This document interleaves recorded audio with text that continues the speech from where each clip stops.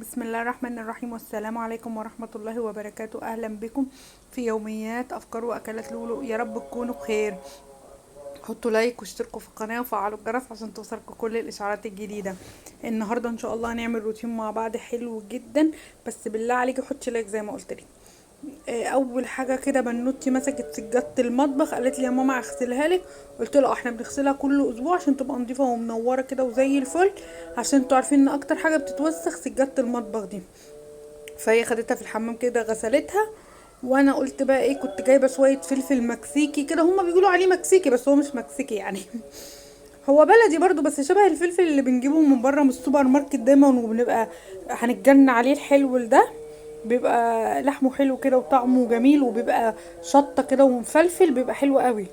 جبت الكيلو ب10 جنيه من السوق، قلت اخلله عشان بنحبه مخلل احنا ودايما نشتريه جاهز، فقلت لا نعمله في البيت بطريقه حلوه جدا وهيطلع احلى من الجاهز ان شاء الله. غسلته وقلت اشقها كده من جنب اللي هو الراس بتاعته، بس شقه صغننه خالص كده عشان تتخلل معايا بسرعه. وعبيته في البرطمان كده، سبحان الله طلع الكيلو على قد البرطمان بالظبط الحمد لله، علشان يبقى كده ايه حلو ومليان يعني. جبت بقى ملح حطيته في الميه، ميه من الحنفيه عاديه خالص. والملح قد ايه يا لولو؟ كل كوبايه ميه بتحط لها معلقتين ملح كبار، بس انا بصراحه ما بعايرش يعني. وحطيت له معلقه سكر، انا بعمل بالنظر كده، انتوا عارفين احنا كستات بيوت ايدنا واخده يعني، فبنعمل بالنظر كده. وحطيت شويه خل، ومعلقه السكر دي ماده حافظه وبتخلي المخلل معاكي مقرمش وجميل. وحطيت كمان راس توم كنت دقاها كده في الهون، برضو هتخلي ريحته حلوه قوي، هي والخل الصراحه تخلي ريحته ولونه جميل جدا. بس هفضيهم على الفلفل، والفلفل ده بعد 4 ايام او اسبوع بالكتير قوي هتاكلي منه هتلاقيه زي السكر، وبتبقى طعمه جميل جدا ولونه هيصفر معاكي وهيبقى حلو قوي. بس ما تاخديش منه وايدك مش نظيفه، او ترجعي فيه مخلل تاني يعني بالمعلقه، واللي تطلعيه في طبق ما ترجعوش تاني عشان ما يعملش معاكي ريمه ولا حاجه، لان انا عاملاه بميه من الحنفيه مش غالياها ومبرداها ولا اي حاجه. اهو بتك عليه كده، وكل يوم يبقى افتحيه وتك عليه، لان انتوا عارفين الفلفل خفيف وبيعوم كده على الوش، ممكن الحبه الفوقانيين علشان مش طايلهم ميه يبوظوا معاكي ولا حاجه، فدايما اضغطي عليه او تحطيه مقلوب كده. اهو بس بقى هنحطه. الفلفل ده انا كنت جايباه من السوق معايا من امبارح، وما قدرتش اعمله بالليل، قلت بقى النهارده ايه اعمله. كنت جايبه كمان كام بتنجانية صغيرين كده، مش بجيب كتير عشان البتنجان ده يوم او اتنين تاكليه، مش بيحب على فكرة لما بتقعديه في التلاجة بيبقى مش حلو. فجبت بس يعني نص كيلو قسمته انا وحماتي، فده يعتبر ربع بتنجان بس. قلت اعمله طبق بس على قدنا كده. بصوا بغسله وافتحه كده من النص لاني هقليه. ساعات بسلقه وساعات بقليه، بس بصراحة المقلي بيبقى طعمه حلو جدا. جربيه، بس المقلي كمان بيبقى طعمه احلى من المسلوق. اهو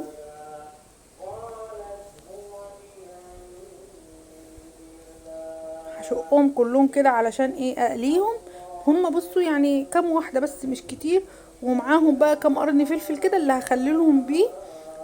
بصوا، وقليت جنبه قرنين فلفل بس شطة كده، بيبقى طعمهم حلو قوي. وغطيته بالبتاع دي عشان بيطرطش، انتوا عارفين الفلفل والباذنجان هيبهدل لي البوتاجاز ويبهدل لي الدنيا. جبت بقى قرنين فلفل، على حبة ملح، على حبة خل، على ليمونة كبيرة كده حلوة. هي دي الدقة بتاعت البتنجان. مش بحب احط له اي توابل تانية عشان استمتع بطعم التوم والليمون فيه بس. اهو هحشيهم بقى. الطبق ده بيبقى عظمة عظمة جنب اي حاجة، بيبقى حلو جدا. بس لو انت عايزة تشيليه في التلاجة ممكن تحطيه في علبة بغطا بقى، بيقعد له كام يوم في التلاجة، بس بصراحة وهو طازة بيبقى حلو قوي. بحشيه كده وبرصه بقى في الطبق، وكمان بعصر عليه ليمونتين كمان من على الوش كده. مخلي البتنجان زي ده كده يعني ليمون، على فكرة الليمون بيخلي طعمه حلو قوي. انت ممكن تاخدي من الليمون بتاعه بقى والدقة بتاعته دي وتفضي منها لو انت حاطاه في علبة بقى على الفول، ودوقي بقى الطعامة وادعيلي. بصوا طبق تحفة بصراحة، فلفل كده وبتنجان. سيبيه ساعة كده او ساعتين ياكل ملحه طبعا وياكل الدقة بتاعته، هيبقى طعمه معاكي حلو جدا. جبت بقى حلة كمان، قلت اشتغل بقى في الغدا. جبت حلة على النار كده، حطيت فيها مية وملح ونقطتين زيت عشان هسلق فيها حبة مكرونة. والحله التانية حطيت فيها زيت، وهحط فيها شفشق عصير طماطم فريش كده، وهسيبه يتسبك على النار وياخد ويدي مع نفسه كده لغايه ما يتسبك. بحب احط للصلصه حبه خل، وبحب احط لها بقى توابل حلوه بقى، بحط لها ايه، شطه وبابريكا وتوم بودره وبصل بودره وملح وفلفل اسود ومكعب مرق. بصراحه الصلصه دي بتبقى طعمها حلو جدا. وبحسبها بقى تتسبك مع نفسها. والمكرونه لما الميه غليت حطيتها. المكرونه بتتسلق في 8 او 9 دقايق بالكتير قوي، وبتقلبيها تقلبتين 3 كده وهي بتتسلق، وبتدوقيها بعد 8 دقايق كده. لو لقيتيها حلوه خلاص بتنزلي عليها، ما تسيبهاش تستوي قوي عشان ما تتهرش معاكي. بصوا حلوه ازاي ومفلفله وجميله. بنزل عليها على طول بميه سخنه كده، بميه قصدي ساقعه عشان تبرد. كنت بقى جبت بصل بقى ايه، شوحته كده ونزلت عليه بلحمه مفرومه، ونزلت عليه بملح وفلفل اسود والسبع بهارات ورشه جنزبيل. هي دي بهارات اللحمه المتعصجه. لو عايزه ترشي كمان رشه قرفه هتبقى حلوه جدا، بس السبع بهارات فيها قرفه فما احطش فيها قرفه. اهو. وبعصج بقى اللحمه بقى ايه، كل ما بتكتري اللحمه البصل في اللحمه المتعصجه بتبقى مسكره كده وطعمها جميل جدا. عصقت اللحمه والمكرونه والصلصه كانت سبكت والمكرونه اتصفت، فبنزل بقى ايه بالصلصه اللي انا سبكتها دي على المكرونه. بس ما باخدش الصلصه كلها، بسيب منها شويه كده، وبقلب اهو المكرونه كده في الصلصه. هعمل لكم صينيه مكرونه بالعصاك بقى تاكلوا صوابعكم وراها. هو ده هيبقى غدا النهارده، حاجه سهله وسريعه. الصيف على فكره مش عايز اكلات حاميه ولا طبيخ ولا كلام من ده، فانتوا طول الصيف هتلاقوني ايه بعمل الاكلات دي علشان ايه، الدنيا حر. جبت صينيه مدهونه زيت بقى، وهنزل عليها بنص كميه المكرونه اللي انا قلبتها في الصلصه. احنا بنحب الصلصه مكرونتها كتير صلصتها كتير قصدي، وحمرة قوي كده. هنزل بقى في النص باللحمه اللي احنا عصجناها مع بعض. الصينيه كانت سخنه، نسيت امسكها بفوطه ولا حاجه، كانت سخنه على ايدي مبقتش عارفه انزل اللحمه اهي. ودي كمان من ضمن اكلات التوفير، يعني بتاخدش لحمه كتير، ربع كيلو لحمه هيعمل لك صينيه محترمه زي دي. على فكره الصينيه دي كبيره ما شاء الله، يعني بكيلو مكرونه بحاله. احنا مش بناكله في يوم، دي احنا ممكن الصينيه دي ناكلها على يومين يعني، مش ممكن نخلصها في يوم واحد الصينيه دي.